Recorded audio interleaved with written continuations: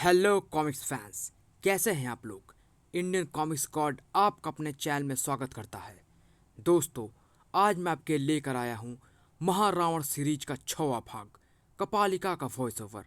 Friends, पहले के 5 भाग चुड़ैल माँ, दिव्यास्त्र, कालकूट, मृत्युजीत और डंकनी का वॉइस ओवर मैंने चैनल में दे रखा है। लिंक मैंने डिस्क्रिप्शन में दे दिया है, आप वहाँ से जाकर देख सकते हैं। तो चलिए दोस्तों, शुरू करते हैं। मानवता, जिसकी भलाई और रक्षा के लिए भगवान सदा तत्पर रहते हैं। मानवता की रक्षा करना भगवान का दायित्व भी है और कर्तव्य भी। तभी जब जब पृथ्वी पर पाप बढ़ता है, जब जब मानवता को कुचलने का प्रयास किया जाता है, तब तब पृथ्वी पर भगवान स्वयं अवतार लेते हैं।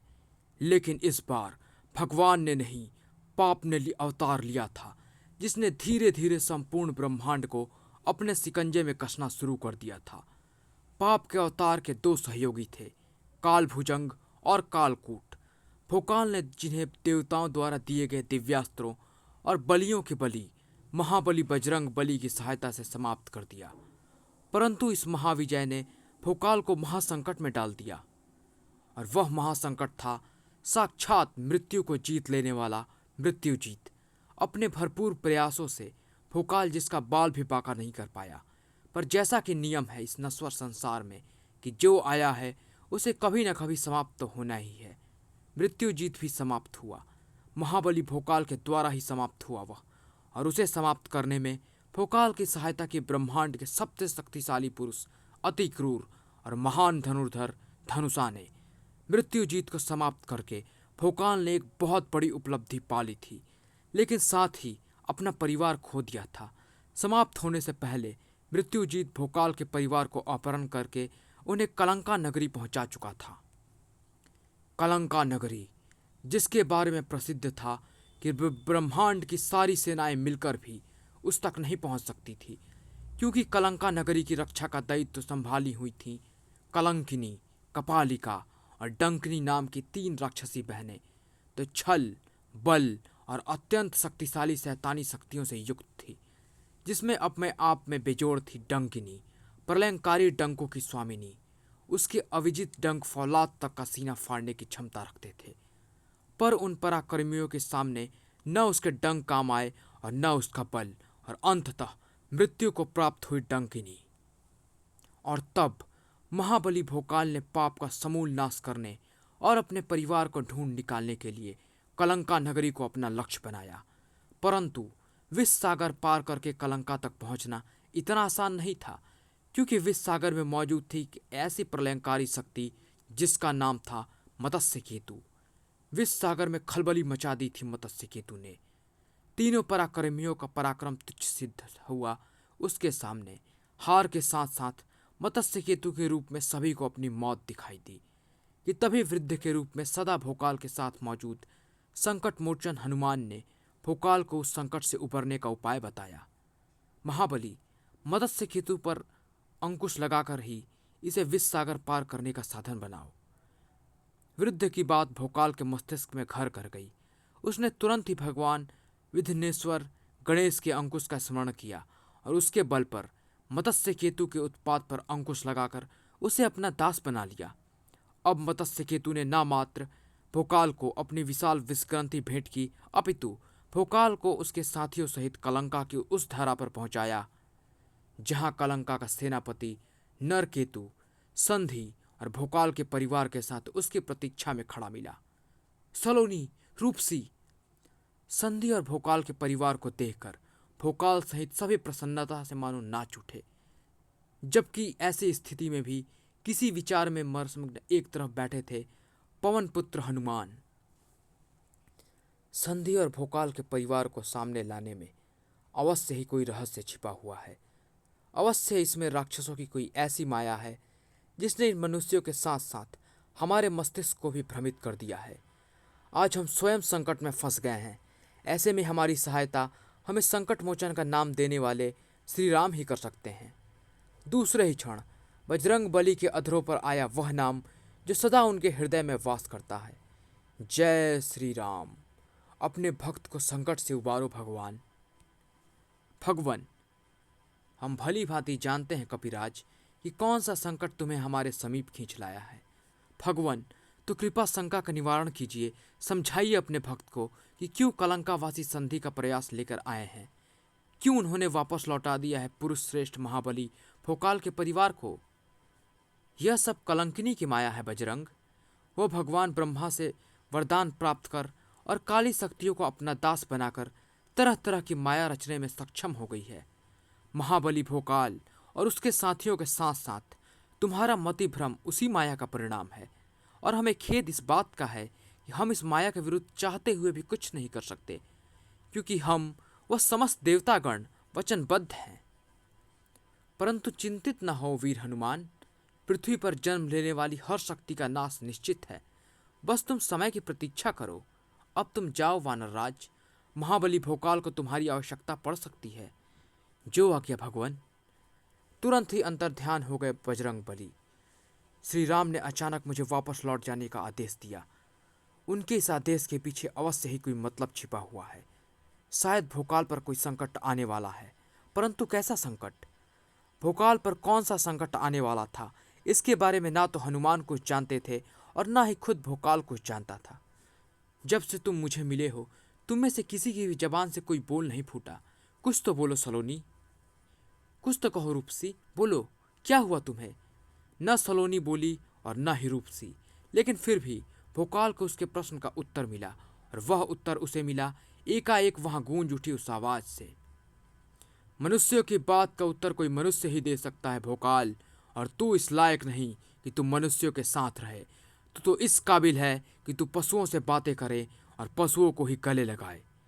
रूपसी बकरी और सलोनी गधी में बदलकर भाग चली। वो भोकाल की गोद में थमे बच्चे उल्लुओं में बदलकर उड़ चले। अभी सभी आश्चर्य से उस दृश्य को देख ही रहे थे कि सामने उठ खड़ा हुआ एक बवंडर। उफ, वह क्या है? यह बवंडर तो विद्युत की गति से इधर ही बढ़ता चला आ रहा है। मैं अभी इसे रोकता हूं।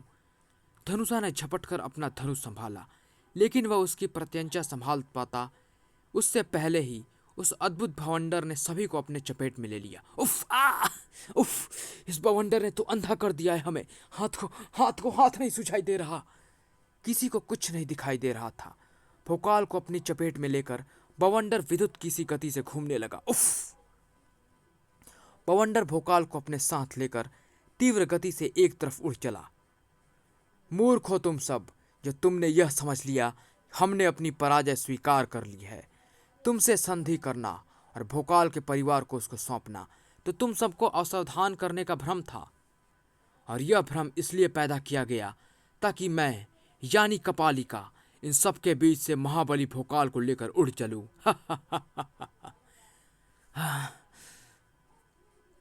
पाप के अवतार को समाप्त करने आए भोकाल को अब कोई नहीं बचा सकता। हम बचाएंगे महाबली भोकाल को, हम बचाएंगे दुष्टा, क्योंकि हम नहीं चाहते कि तुम जैसे दुष्टों के हाथ समाप्त हो। श्रेष्ठ मनुष्य और हमारा परम भक्त, हम तेरा अंत करने आ रहे हैं दुष्टा। जय श्री राम। राम का नाम लेकर हाथ में वह विशाल पर्वत उठा बवंडर बनी कपालिका के पीछे उड़ चले हनुमान। आंखों और सीने में क्रोध का वह ज्वालामुखी लिए जो किसी भी समय कपालिका पर फट सकता था, कि तभी गूंज उठी वह आवाज। ठहरो बजरंगबली, शांत हो जाओ। परमपिता ब्रह्मा, नहीं भगवान नहीं, आज बजरंग नहीं रुक सकता। आज मेरे हाथों उस पापिन का नाश होकर रहेगा। अगर मैंने ऐसा ना किया तो न मानवता का रक्षक भोकाल बचेगा और न ही बचेगी मानवता। इसीलिए मैं आपसे प्रार्थना करता हूँ परमपिता, मुझे मत रोकिए। शांत वीर हनुमान, शांत। अपने क्रोधित मस्तिष्क को अपने अधिकार में करो और राक्षसों को दिए गए वरदान को स्मरण करो। हमारे दिए वरदान के अनुसार कोई भी देवता राक्षसों के किसी भी कार्य में हस्तक्षेप नहीं कर सकता। इसीलिए भोकाल जैसे श्रेष्ठ पुरुष को हमने दिव्यास्त्र सौंपे हैं। तुम अगर कपालिका पर प्रहार करोगे तो यह हमारे वरदान और मर्यादा पुरुषोत्तम राम के वचनों का अपमान होगा। छूटी पड़ जाएगी उनकी रघुकुल रीत। इसीलिए हे अंजनी पुत्र, क्रोध के साथ साथ कपालिका का नाश करने का विचार भी त्याग दो। वचनबद्धता ने बेबस कर दिया उन बलियों के बलि को। उछाल फेंका उन्होंने अपने हाथ में थमे विशाल पर्वत को, लेकिन अभी उन्होंने कपालिका का पीछा नहीं छोड़ा था। राक्षस सतियों को हम कुछ नहीं कहेंगे, परंतु अपने भक्त को हम इस तरह अकेला भी नहीं छोड़ेंगे। उसके पीछे पीछे हम भी पहुंचेंगे कलंका में। ओह, यह क्या हुआ?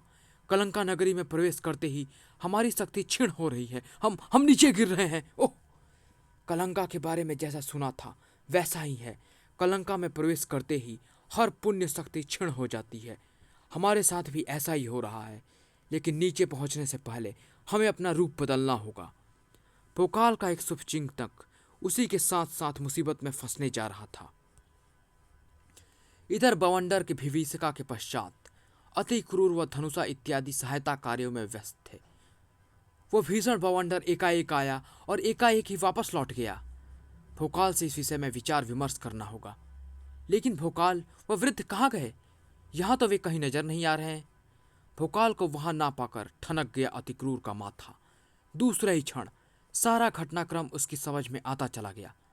मैं समझ गया, वो भीषण बवंडर किसी की माया का अंग था, जिसका एकमात्र उद्देश्य था हम सबको अपनी चपेट में लेकर भोकाल का अपहरण करना।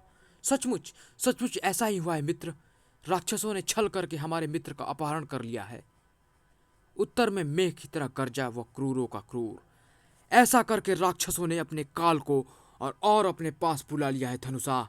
इस छल के लिए कलंका का एक एक राक्षस लहू के आंसू रोएगा, लहू के। कलंका के जर्रे जर्रे को अपनी क्रूरता का शिकार बनाकर अपने मित्र भोकाल की खोज पर निकलेगा अति क्रूर। मुझे भी भोकाल की खोज में जाना है, लेकिन बाद में। पहले मुझे बवंडर के कारण अस्त व्यस्त हो गए अपने भील साथियों को संभालना है। क्रोध से भरे अति क्रूर के कदम अपने मित्र की खोज में आगे बढ़ गए, जिन्हें रोकने का साहस न तो विशाल पर्वत कर सके फड़ाक, और न गहरी खाइयों से भरे दुर्गम रास्ते। अपने असाधारण बल और अद्भुत अस्त्र दतांग की शक्ति का अतुलनीय परिचय देता आगे बढ़ रहा था अति क्रूर, अपने उस प्राण प्रिय दो मित्र की खोज में जो इस समय कलंका में मौजूद था।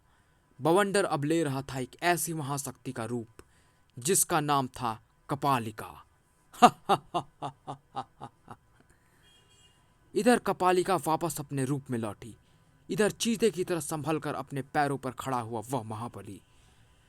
मुझे फंसाकर यहां लाने से पहले अगर तूने एक बार भी विचार कर लिया होता दुष्टा कि तू अपनी मृत्यु अपने साथ ले जा रही है, तो तू मुझे यहां कदापि न लाता। परंतु अब बहुत देर हो चुकी है। अब तेरे पास कुछ भी विचार करने का समय नहीं है, क्योंकि तेरी मृत्यु अब ठीक तेरे सिर पर खड़ी है। कपालिका की तरफ बढ़ता भोकाल कुछ ही कदम आगे बढ़ते ही एकाएक लड़खड़ाया और धड़ाम से नीचे आ गिरा। इसी के साथ खिलखिलाकर हंस पड़ी कपालिका। तू कितना भी महाबली सही भोकाल, परंतु इस समय तू कलंका नगरी के अंदर है। यहाँ तू एक मच्छर से ज्यादा नहीं है, और मच्छरों को राक्षस चुटकियों में मसल देते हैं। तू भी मसला जाएगा भोकाल, लेकिन अभी नहीं। तुझे तो एक विशेष स्थिति में समाप्त किया जाएगा, क्योंकि तुझ जैसी पुण्य शक्ति कभी कभी ही जन्म लेती है। मच्छरों को देवता दिव्यास्त्र नहीं सौंपा करते दुष्टा। यह देख, काली माँ की पाप विनाशिनी खड़ग एक मच्छर के हाथ में नहीं, एक महाबली के हाथ में प्रकट होगी। जय काली माँ। काली माँ का स्मरण किया भोकाल ने। इसी के साथ आश्चर्य उसके शरीर के रोए रोए में प्रवेश करता चला गया। काली माँ की खड़ग प्रकट नहीं हुई, ऐसा कैसे हो सकेगा? भोकाल, अब भिनभिनाना छोड़कर इन काली शक्तियों का कमाल देख।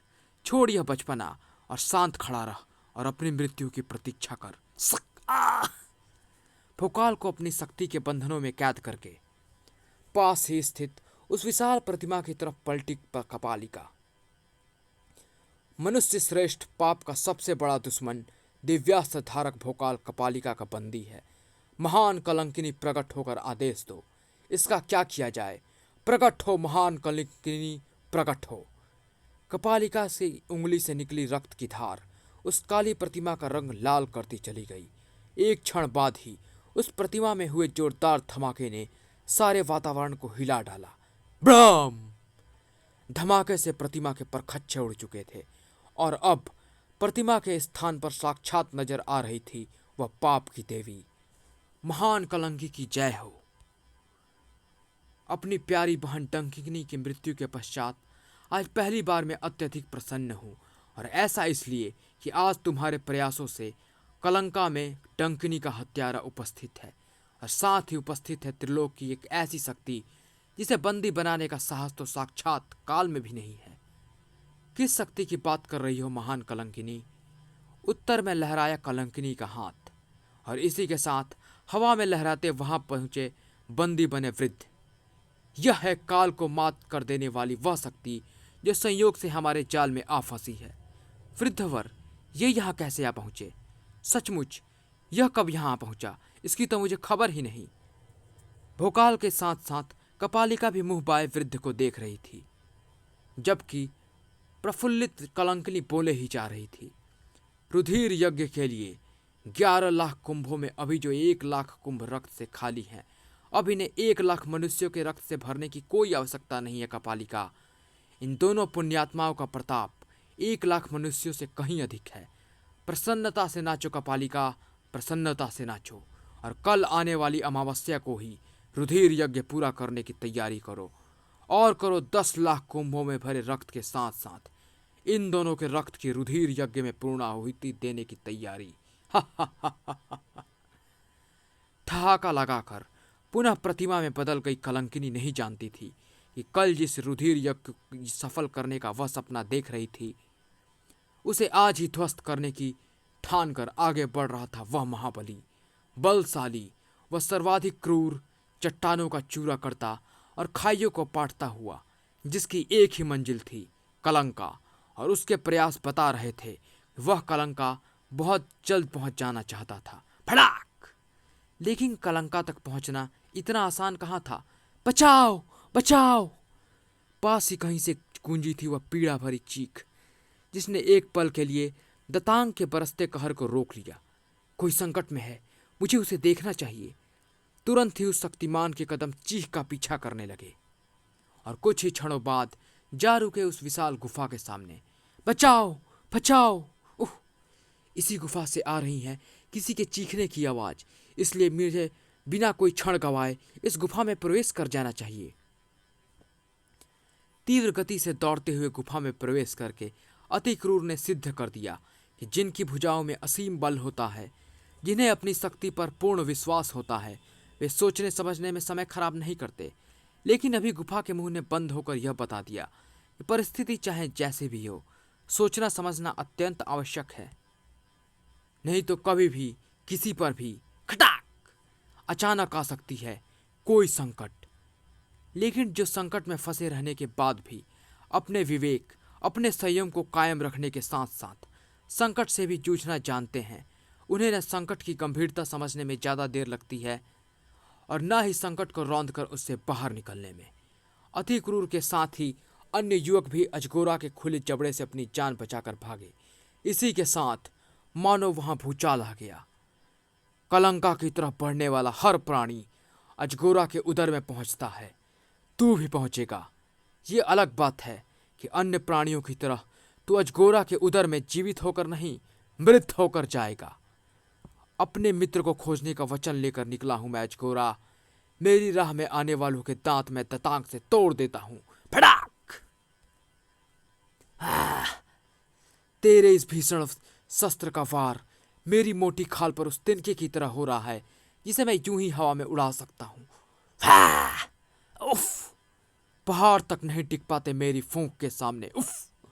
उसके प्रलयंकारी फूंक से भारी चट्टाने और विशाल पेड़ विद्युत गति से उड़कर मेरी तरफ ही आ रहे हैं। धड़ाक धड़ाक! इनमें से एक का भी मेरे शरीर से टकराने का अर्थ है मेरे शरीर का खील खील होकर बिखर जाना। अति क्रूर ने शायद ही पहले इतनी तेजी से दतांग घुमाया हो, शायद ही पहले कभी इतनी फुर्ती दिखाई हो, और शायद ही कभी दतांग का इतनी जोर से किसी पर प्रहार किया हो। फटाक! शरीर की तरह अजगोरा की आंख मजबूत ना निकली। आंख के फूटने ने अजगोरा के क्रोध की आग को और भी भड़का डाला। मेरी यह फुंकार तुझे गहन अंतरिक्ष में उड़ाकर ले जाएगी, दुष्ट! उफ! एक बार फिर उखड़ गए थे अतिक्रूर के पांव, और इस बार पांव उखड़ना अतिक्रूर के लिए अत्यंत हानिकारक सिद्ध होने वाला था, क्योंकि उस फुंकार की तेजी ने उसे आकाशगंगा में उड़ाकर ले जाना था, जहां पहुंचकर अतिक्रूर ने कभी वापस नहीं लौटना था। और अब ऐसा होने ही जा रहा था कि अतिक्रूर के हाथ में थमा दतांक धरती का सीना चीर कर उसमें जा खड़ा, और इसी के साथ टल गया अतिक्रूर पर आया वह संकट। तेरा यह तुच्छ अस्त्र तुझे मेरी फुंकार के प्रकोप से ज्यादा देर तक नहीं बचा पाएगा तिनके। और जैसे ही मैं अपनी फुंकार की गति बढ़ाऊंगा, वैसे ही यह धरा से उखड़कर तेरे साथ ही अंतरिक्ष में उड़ता चला जाएगा। अजगोरा की फुफकार पल प्रतिपल तेज होती और तेज होती जा रही थी। उसका एकमात्र उद्देश्य था अतिक्रूर को उड़ा देना, और ऐसा वह कर देगा, इसका उसको पूरा विश्वास था। लेकिन कुछ ही पलों में अजगोरा का वह विश्वास रेत के ढेर की तरह बिखर कर रह गया। अपनी संपूर्ण शक्ति लगाकर भी वह दतांग को तिल भर भी नहीं हिला पाया। क्रोध से उफन पड़ा वो। तुझे शून्य अंतरिक्ष में जाना होगा, तेरे इस अस्त्र को धरा से बाहर आना ही होगा, और ऐसा मेरी पूंछ करेगी। सैकड़ों पर्वतों को जड़ से उखाड़ फेंकने की शक्ति है इसमें। बला की तेजी से हवा में लहराई अजगोरा की पूंछ न जाने क्या कह ढाती। अगर अतिक्रूर ने उसे अपने शरीर से टकराने दिया होता, उसने तो अपनी फौलादी भुजाओं में पूंछ को बीच हवा में ही लपक लिया था। अपनी इसी पूंछ की वजह से तूने बहुतों को अंतरिक्ष की सैर करने भेजा होगा अजगोरा। आज इसी पूंछ की वजह से तू स्वयं अंतरिक्ष की सैर कर। अपने प्रतिद्वंदी को उसके अंजाम तक पहुंचाने के बाद अपने शरीर पर उभर आए पसीने को भी नहीं पोंछा उस पराक्रमी ने। पसीना पोंछने का समय अभी कहाँ था उसके पास। वह तो अति शीघ्र अपने उस मित्र के पास पहुंच जाना चाहता था जो असहाय वृद्ध के साथ कपालिका की कैद में था। ये कपालिका क्या कर रही है वृद्धवर? पुण्यात्माओं के रक्त में अपना रक्त मिलाकर उसे दूषित कर रही है। ऐसा जब यह पूरे 10 लाख कुंभों में भरे रक्त के साथ कर लेगी, तो फिर यह हमारी बलि देकर हमारा रक्त निकालेगी और फिर पूरा करेगी अपना रुधिर यज्ञ। उफ! क्या हम इस दुष्टा को रोकने के लिए और स्वयं को बचाने के लिए कुछ नहीं कर सकते? नहीं, महापराक्रमी शक्तिहीन निरह प्राणी ऐसा दुष्कर कार्य नहीं कर सकते। तो क्या हम समाप्त हो जाएंगे वृद्धवर? क्या पाप जीत जाएगा? इस विषय में कुछ कहा नहीं जा सकता महाबली। भोकाल ने पहली बार वृद्ध के चेहरे पर चिंता की लकीरें देखी। चिंता की वैसी ही कुछ लकीरें इस समय भोकाल के भील साथियों के चेहरे पर भी नजर आ रही थी। महाबली राक्षसों के चंगुल में फंस गए हैं, न जाने वे उनके साथ कैसा बर्ताव कर रहे होंगे। मुझे भी महाबली की चिंता है भीलराज, परंतु यहाँ मौजूद साथियों के कारण मैं उनकी खोज में न जाने के लिए विवश हूँ। धनुषा की बात पर दृढ़ स्वर में बोला भीलराज। तुम हमारी चिंता ना करो धनुषा, हम अपनी सुरक्षा स्वयं करने में सक्षम हैं। तुम तुरंत ही महाबली की खोज में निकल जाओ। ठीक है, जैसा आप कहें। भीलराज के मुख से मानो यही सुनने के लिए तरस रहा था धनुषा। दूसरे ही क्षण उसने अपना धनुष संभाला और उसने छोड़ दिए सैकड़ों बाण। एक क्षण बाद ही सामने बाड़ों से निर्मित एक यान खड़ा नजर आया। इस यान में बैठकर मैं कलंका तक पहुंचूंगा और इस यान को वहां तक पहुंचाएगा यह वायुआस्त्र। धनुषा के धनुष से निकलकर पवन गति से आकाश में लहराया वह बाण, और बाण के साथ साथ हवा में लहरा उठा वह यान। भोकाल का एक और शुभचिंतक कलंका के लिए रवाना हो गया। जैसे जैसे उसका यान आगे बढ़ रहा था, वैसे वैसे उसके मुंह से प्रशंसा के पुष्प झड़ रहे थे। वाह बल शिखर, वाह उच्च कोटि बलि! इतना बल, इतना पराक्रम यदि कोई दिखा सकता है तो वह केवल तुम ही हो सकते हो अतिक्रूर। ऊंचे ऊंचे पर्वतों के सीने काटकर क्या सपाट मार्ग बनाया है तुमने। अब भील सेना आसानी से पापी के प्रहरी बने इन पर्वतों को अंगूठा दिखाते हुए कलंका को कूच कर डाल जाएगी। इन गहरी खाइयों को लांघने में भीलों को कई वर्ष लग जाते। इन्हें समतल करके उनके लिए राह बनाने का भागीरथी प्रयास केवल महाबली अतिक्रूर के हाथों ही संभव है। वह बल शिखर, वह उच्च कोटि बलि, महाबलशाली अतिक्रूर कलंका पहुंच चुका था। कौन है वो? इधर ही आज बढ़ा चला आ रहा है। कोई भी हो, लेकिन वह इधर हमारा ग्रास बनने के लिए ही बढ़ रहा है। आओ! जीभ लपाते सभी राक्षस आने वाले को अपना ग्रास बनाने लपके। लेकिन क्या जानते थे वे बेचारे कि आने वाला अतिक्रूर था, और अतिक्रूर यहाँ ग्रास बनने नहीं, सभी को काल का ग्रास बनाने आया था। अपनी विलक्षण शक्ति के तूफान से, अपने प्रलयंकारी ततांग के प्रहार से, अपने क्रोध की फुंकार से और अपनी क्रूरता के धार से।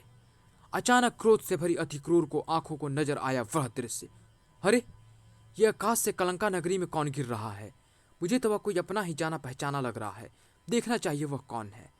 अपने रास्ते की अड़चनों को हटाता अतिक्रूर तेजी से उधर ही दौड़ पड़ा। धरती से आ टकराए धनुषा को उसने पहचान लिया। उफ! कलंका नगरी में प्रवेश करते ही एकाएक न जाने क्या हुआ, बाणों का बना यान टूट गया और उसे उड़ाने वाला वायु व्यास्त्र स्वयं ही नष्ट हो गया और मैं यहाँ आ गिरा। यह राक्षसों की नगरी है। मुझे तुरंत ही संभल कर खड़े हो जाना चाहिए, क्योंकि यहाँ कभी भी कोई भी मेरी तरफ बढ़ सकता है। धनुषा ने फुर्ती से संभाला अपने आप को और संभलने के साथ ही उसे नजर आया संकट। राक्षसों का वह झुंड मुझ पर आक्रमण करने के लिए ही मेरी तरफ बढ़ा चला आ रहा है। मुझे इस बात का ध्यान रखना है, उनमें से एक भी जीवित बचकर वापस ना जा पाए।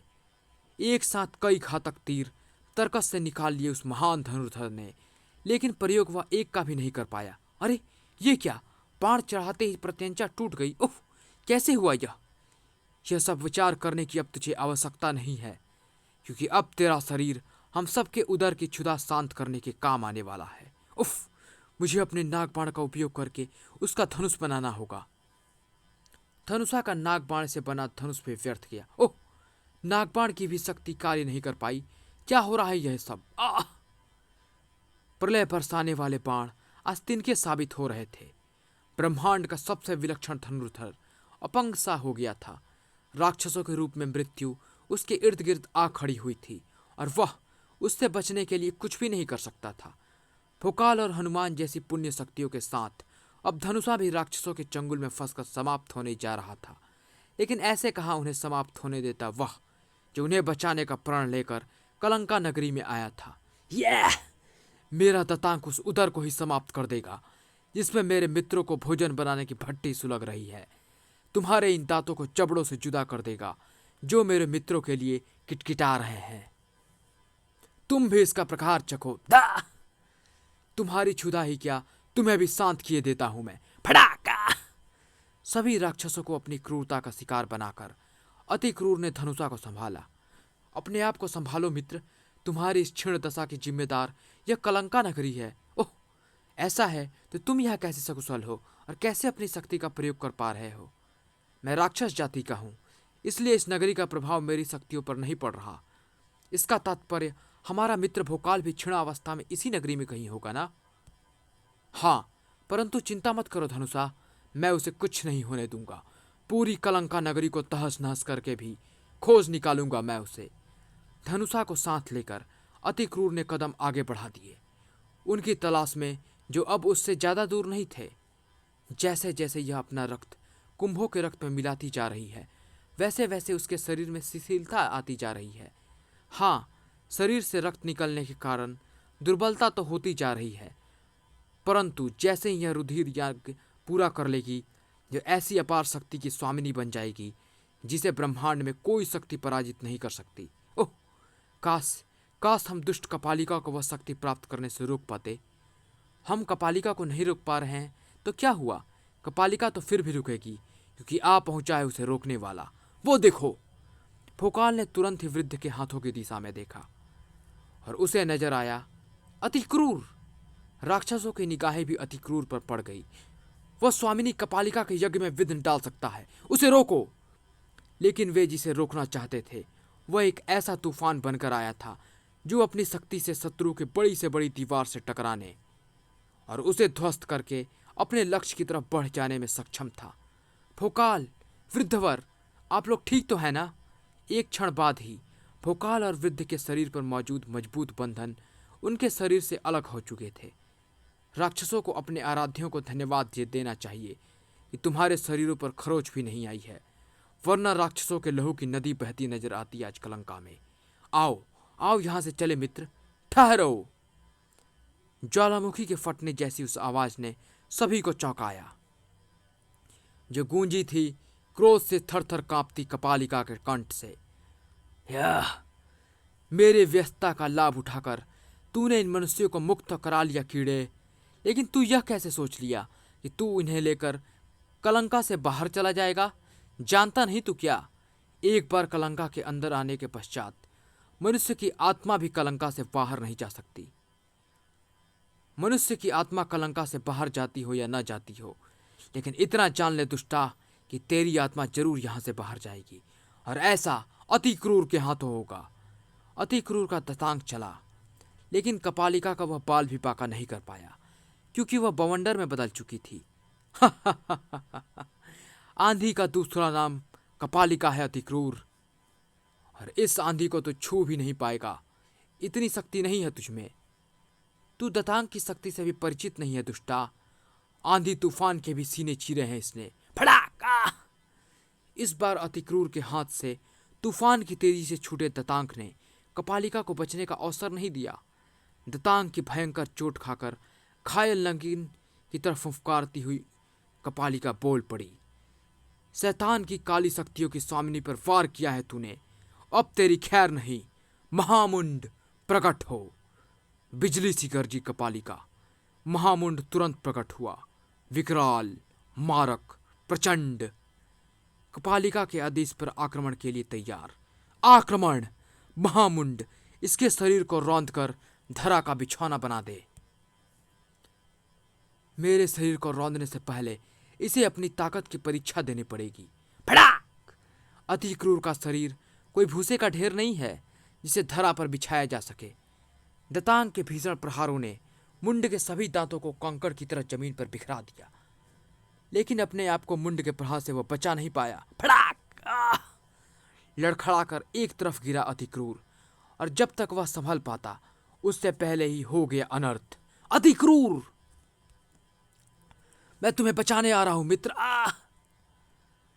भोकाल अति क्रूर को बचाने के लिए मुंड की तरफ दौड़ा, लेकिन कुछ ही कदम बाद लड़खड़ाकर गिर पड़ा। इसी के साथ कपालिका के कंठ से गूंजा डायन जैसा ठहाका। तू भूल गया भोकाल कि तू शक्तिहीन है। तू अति क्रूर को बचाने के लिए चाहकर भी कुछ नहीं कर सकता, और अब अति क्रूर को कुचल कर ही डुकेगा महामुंड। लेकिन अति क्रूर तनिक भी विचलित न हुआ था।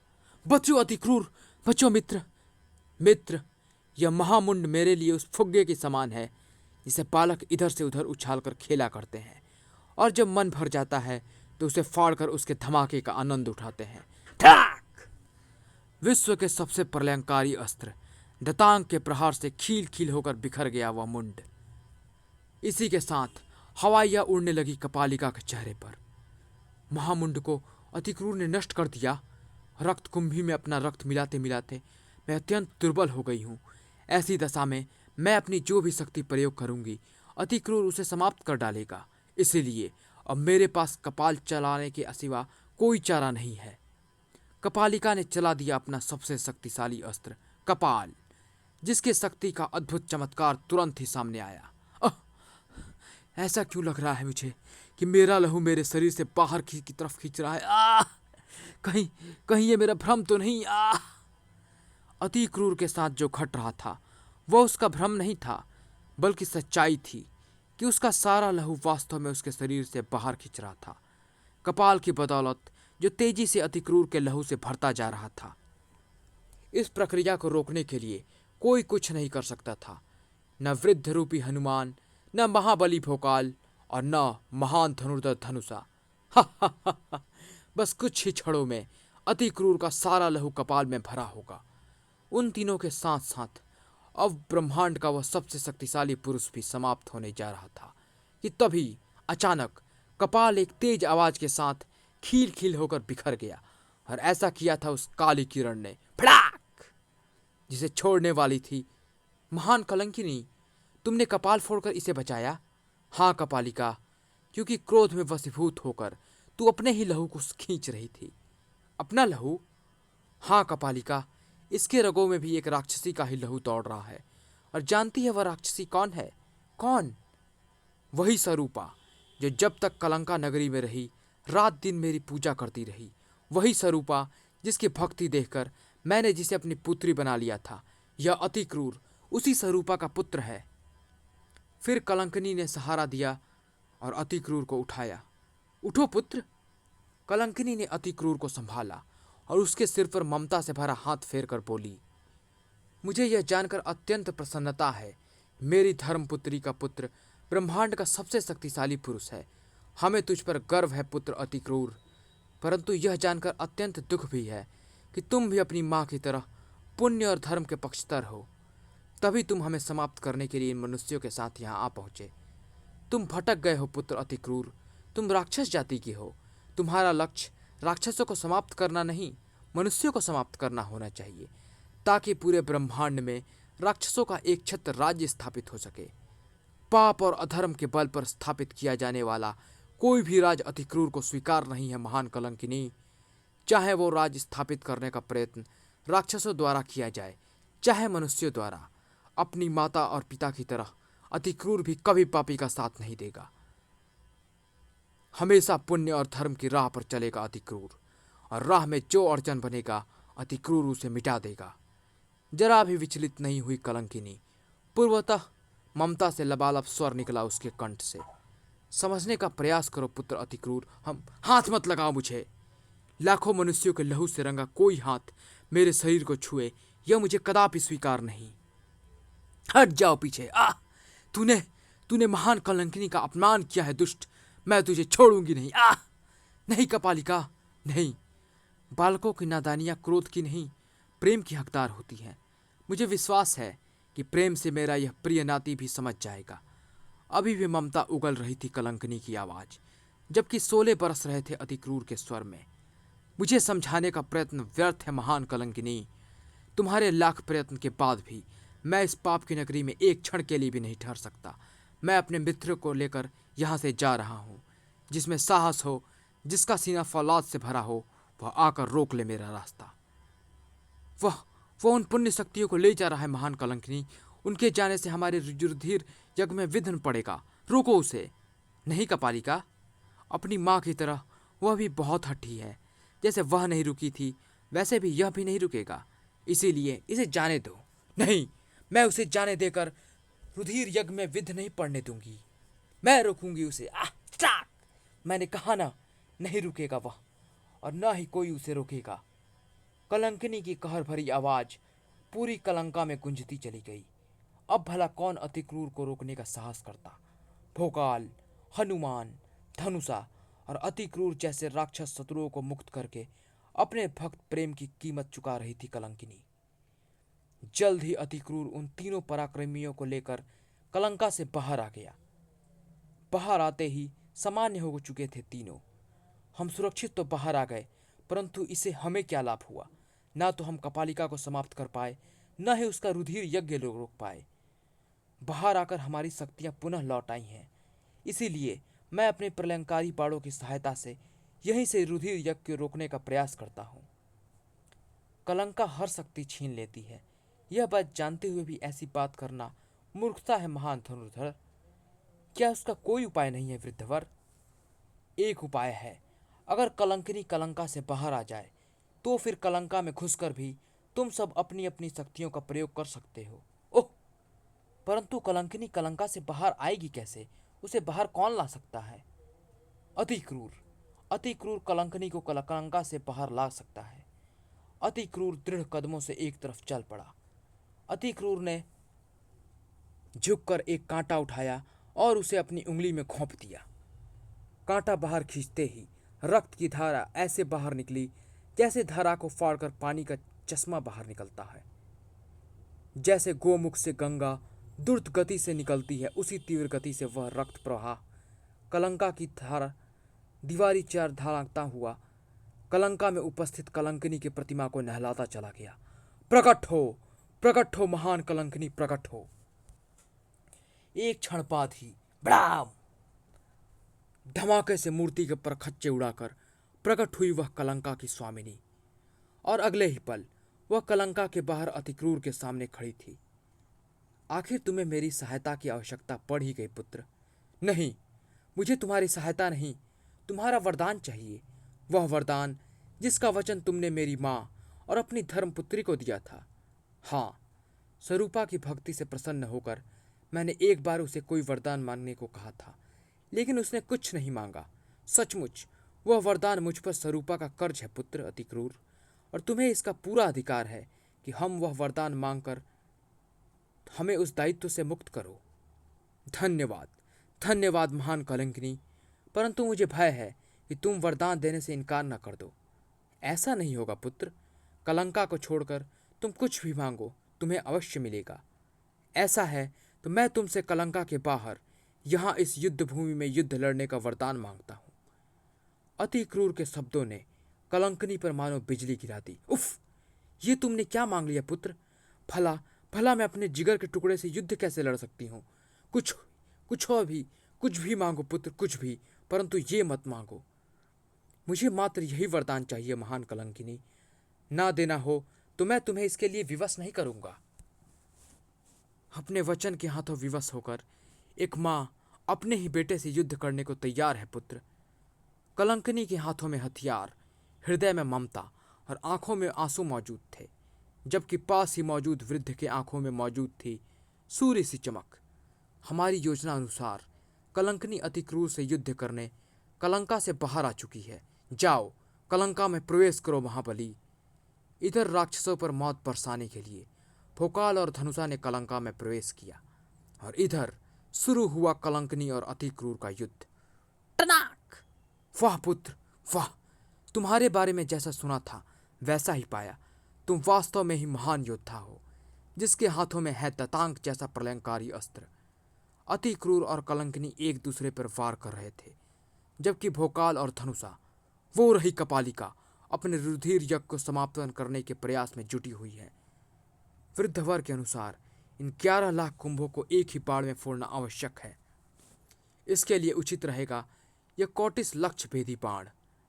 कोटिस लक्ष्य भेदी बाण को अपने धनुष पर चढ़ाकर धनुषा ने अपने देवताओं का स्मरण किया और फिर उसे अपनी पूरी शक्ति से छोड़ दिया उस लक्ष्य की तरफ। एक बाण वह लक्ष्य 11 लाख, और उस लक्ष्य को भेदना किसी विलक्षण चमत्कार से कम नहीं था, लेकिन फिर भी धनुषा नामक महान धनुर्धर के बाण ने वह चमत्कार कर ही दिखाया। 11 के 11 लाख खड़े फूटे, और इसी के साथ विस्मय से फटती चली गई कपालिका की आंखें। नहीं, रुधिर यज्ञ नष्ट हो गया। क्रोध से भभकती भोकाल और धनुषा की तरफ पलटी कपालिका। यहां फैले लाखों मनुष्यों के रक्त में तुम दोनों का रक्त भी मिलेगा दुष्टों, और ऐसा होगा महाशैतान के इस अमोघ दंड की बदौलत। कपालिका ने उछाल फेंकी वह अमोघ शक्ति। दूसरे ही क्षण जिसे प्रहारा की मदद से धूल में मिलाया भोकाल ने। तेरी अमोघ दंड प्रहारा एक क्षण में काट देगा, और मेरे बाणों की यह आंधी तुझे उड़ा ले जाएगी दुष्टा।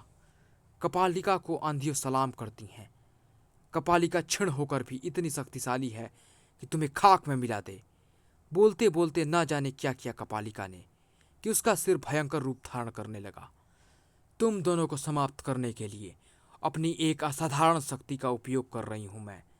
इस शक्ति की वजह से मेरे रक्त में अत्यंत शक्तिशाली चुंबकीय प्रभाव पैदा हो जाता है, और वह मेरे शत्रु के जिस्म में मौजूद रक्त को मेरे मुख की तरफ खींचता है, शत्रु की एक एक रक्त धमनियों को फाड़कर।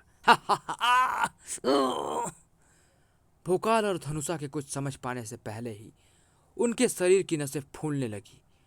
लहू को उनका शरीर कैद लगने लगा, जिससे आजाद होने के लिए वह उनके शरीरों को दीवार को तोड़ने की प्रबल चेष्टा करने लगा। ज्यों ज्यों चुंबकीय दबाव बढ़ रहा था, त्यों त्यों उन महाबलियों का लहू ज्यादा बगावत कर रहा था।